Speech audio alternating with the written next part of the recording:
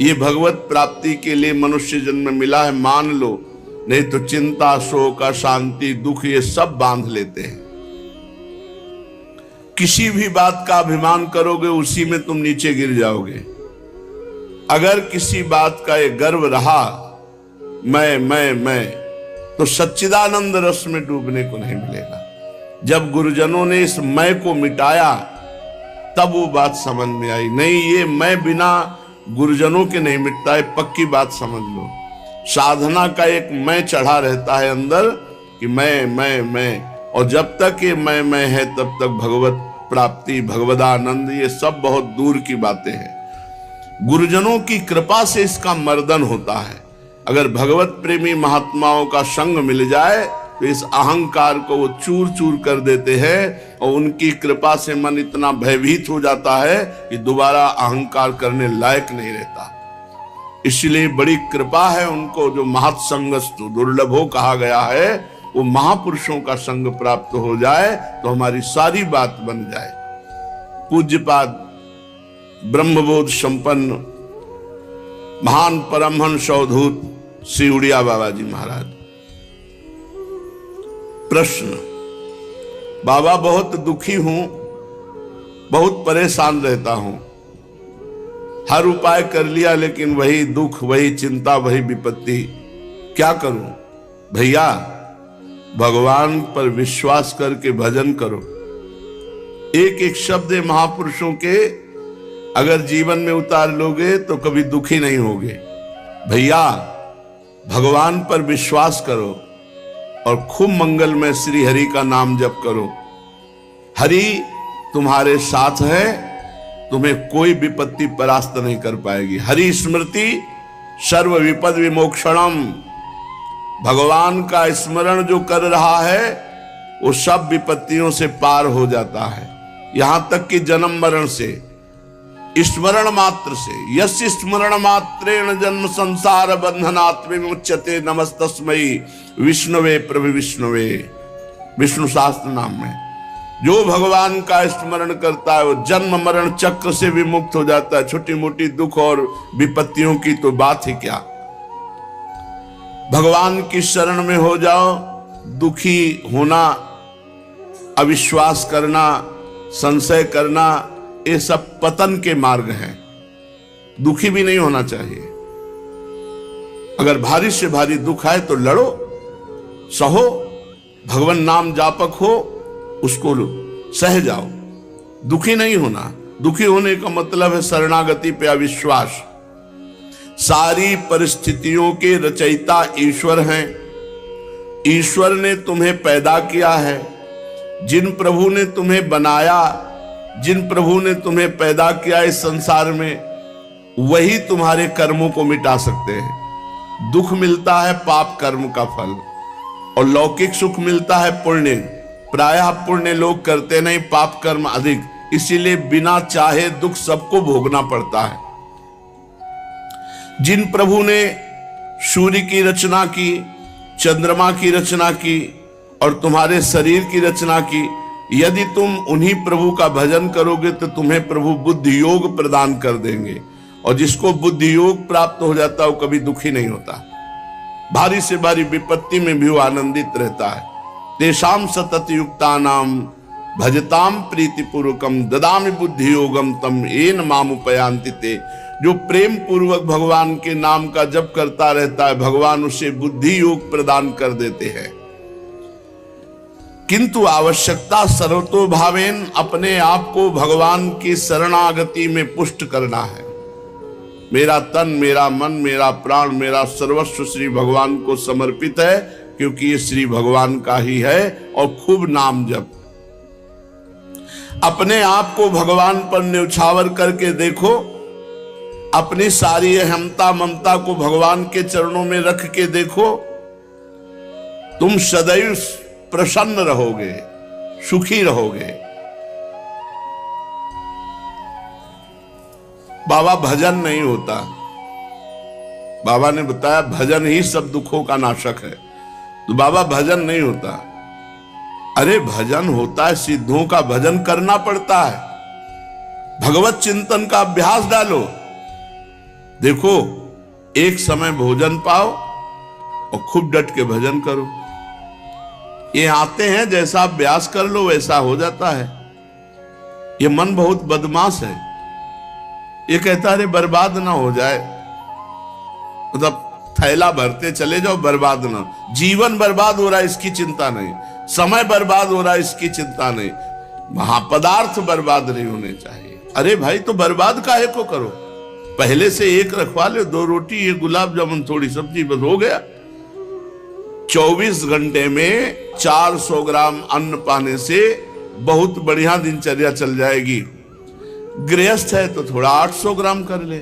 इसलिए बाबा से कहा भजन नहीं होता, तो बोले भजन होता तो सिद्धों का है, साधक को तो भजन करना पड़ता है, और भजन करने के लिए एक समय भोजन पाओ, पर एक समय ऐसा नहीं कि दबा दबा के एक समय तुम पालो, नहीं। अगर ऐसा स्वभाव है तो 2 समय पालो, थोड़ा थोड़ा पाओ। भोजन जहर भी है और अमृत भी है। थोड़ा पाओगे अमृत है, ज्यादा पाओगे भजन के लिए जहर है। नहीं भजन में मन लगेगा, आप देख लेना। और अपनी सेवा किसी से करवाओ मत। भजन पूरा होने के लिए नियम बता रहे हैं। भजन का अभ्यास करो, भोजन एक समय या 2 समय थोड़ा पाओ। भगवत मार्ग में चलने वाले को उचित आहार से नहीं जीवन चलता, भजन से जीवन चलता। भगवत मार्ग का आहार भजन है, रात दिन भजन। और दूसरी बात, अपनी सेवा जब तक शरीर स्वस्थ हो बिल्कुल मत कराओ किसी से। जैसे रसोई में भोजन बनाते हैं साधक, और आप बैठ के भोजन पा लेते हैं। अब आपको ऐसी सेवा करनी चाहिए जिससे रसोई में भोजन बनाने वालों की सेवा बन जाए।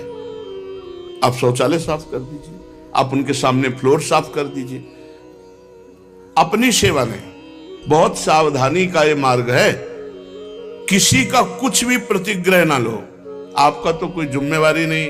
अब इस समय तो श्री जी सब आपका कर रहे हैं। आप किसी की सेवा स्वीकार न करें, वैसे भी किसी से सेवा स्वीकार न करें।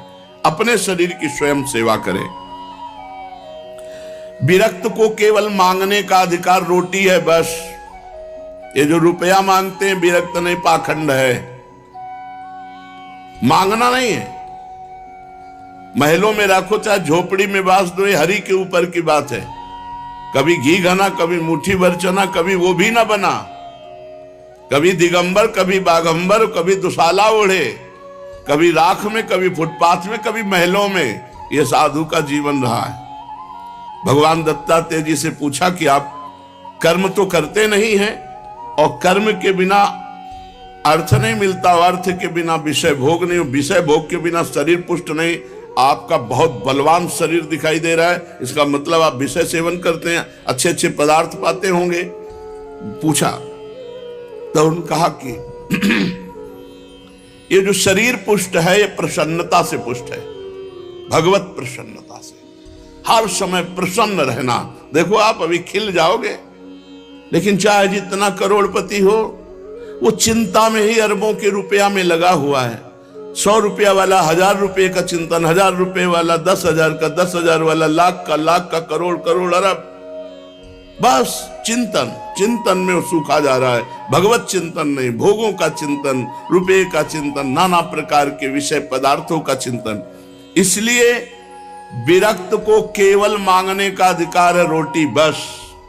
भगवान आदि गुरु शंकराचार्य जी ने कहा, भिक्षान्नम औषधम क्षुध व्याधि चिकित्सताम। क्षुधा रूपी व्याधि की चिकित्सा करो भिक्षा रूपी अन्न से, और सदगृहस्थ अपनी कमाई का खाओ। ये नहीं कि यहां हलवा बट रहा है, हाथ फैला दिए। नहीं, क्यों? हम क्यों दूसरे का पाएंगे? नहीं पाएंगे। हम मेहनत किया है। अगर वो हलवा पाते हैं तो 5 रुपया उसके पास रख देते हैं। वो नहीं लेता है तो हम हलवा नहीं लेते।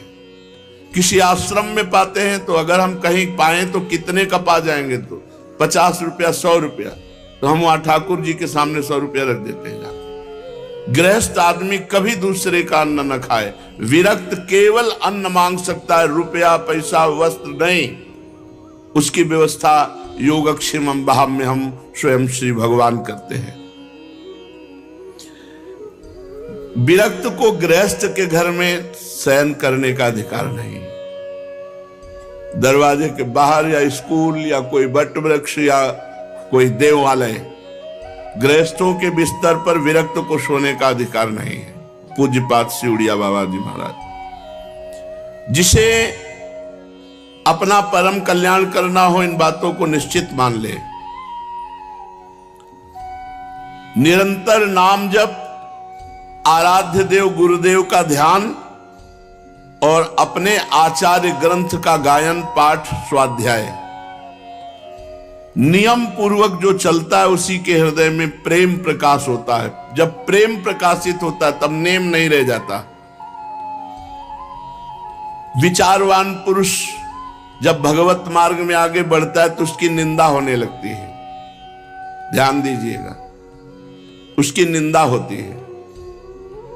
उसको सहन करना ही आगे अध्यात्म की ऊंचाई पर चढ़ना है।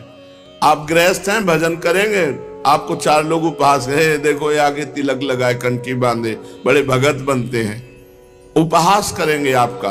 आपको शांति पूर्वक मुस्कुरा के चल देना है, जो आपकी भक्ति बढ़ेगी। और अगर आपने पलट करके उपहास करने वालों का विरोध किया तो फिर आप अध्यात्म की ऊंचाई पर नहीं चढ़ पाएंगे। विचारवान पुरुष को निंदा और स्तुति दोनों फूलों की तरह समझना चाहिए। निंदा भी और स्तुति भी समान भाव। निंदा और स्तुति में अनासक्त भाव रखो। उपासक दूसरों के दोष नहीं देखता, अपने चित्त की चिकित्सा करता रहता है, अपने चित्त को देखता रहता है। अतः किसी की भी तरफ देखो मत, उनके दोष मत देखो, उनके दोषों का वर्णन मत करो, उनके दोष सुनो मत। जो संसार की भक्ति करता है वो ये देखता है ये दोषी है, ये गुणी है, ये अच्छा है, ये बुरा है। जो भगवान की भक्ति करता है वो सब जगह अपने भगवान को देखता है। भगवान की भक्ति करने वाले को भगवान मिलता है, संसार की भक्ति करने वाले को संसार मिलता है। अब इसका मतलब यह नहीं कि विरक्त भेष है तो भगवान ही का भगत होगा, संसारी पैंट शर्ट पहने तो संसारी होगा, नहीं, उल्टा हो सकता है। भेष विरक्त है तो हो सकता है वो संसारी हो, और वो पैंट शर्ट में तो हो सकता है वो महान भक्त हो। ये अंदर के चिंतन का विषय होता है। एक भगवत लीला में जाया करते थे देखने, भगवान की रघुनाथ जी की क्रम से लीला चल रही थी, और उनका एक दोस्त था जो क्रम से नाटक चल रहा था, उस नाटक देख ले जाते। अब जो लीला में जाते हैं उनका चित्त बार बार यही कहता कि यार नाटक में क्या आनंद बरस रहा होगा। तो जैसा दोस्त बताता वो बैठे लीला में उसी का चिंतन करते। अब ये जो दोस्त संसारिक लीला देखने जाता था नाटक, उसको लगा यार मैं कितना नीच हूं, मेरा दोस्त भगवान की लीला देखता है, कैसे सुंदर भगवान बोलते हैं, कैसी सुंदर लीला करते हैं, धिक्कार है, बहुत मैं नीच हूं, ऐसा उसकी भक्ति बढ़ने लगी और उसमें संसारिकता बढ़ने लगी। चिंतन, वो जा रहा है संसारिक दृश्य देखने, लेकिन उसको अपने में मैं कितना नीच हूं। तो हो सकता है गृहस्थ वेश में वो सोचता हूं मैं कैसा नीच गृहस्थ हूं, नाना प्रकार के भोग भोगता हूं, धन्य है इनका जीवन जो भगवान में निरंतर लगे हुए, उसकी भक्ति बढ़ जाएगी। और कितने सुखी हैं संसार के लोग, सब भोग भोग के, हमारे पास तो कोई सुख सुविधा नहीं। अब विरक्त होकर विषय चिंतन, भोग चिंतन, वो नीचे पतित हो जाएगा। इसलिए चित्त का मार्जन करना, चित्त को पवित्र करना है।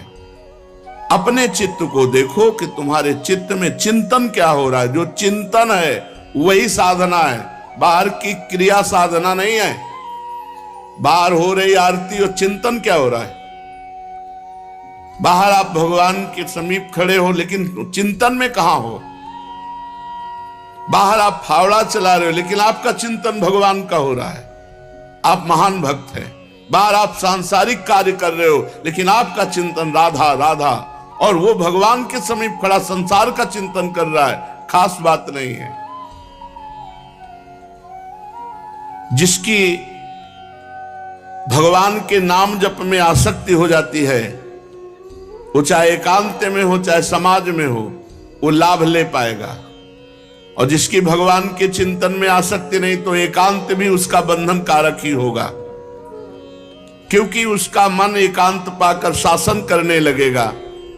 इसलिए जिनका मन अभी भगवदाकार नहीं हुआ, उनको रोज सत्संग सुनना चाहिए, साधु समागम में रहना चाहिए।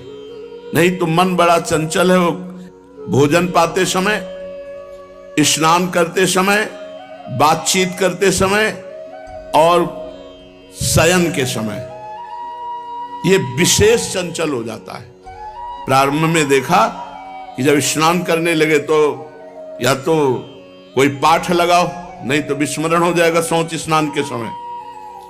भोजन पा रहे हो तो कोई बड़ा पद लगाओ, जिससे भोजन पा रहे हो शुरू कर दो, प्रथम यथामति प्रणवंसी वृंदावन तिरम्य, अंदर ही अंदर पूरी एकाग्रता रखो।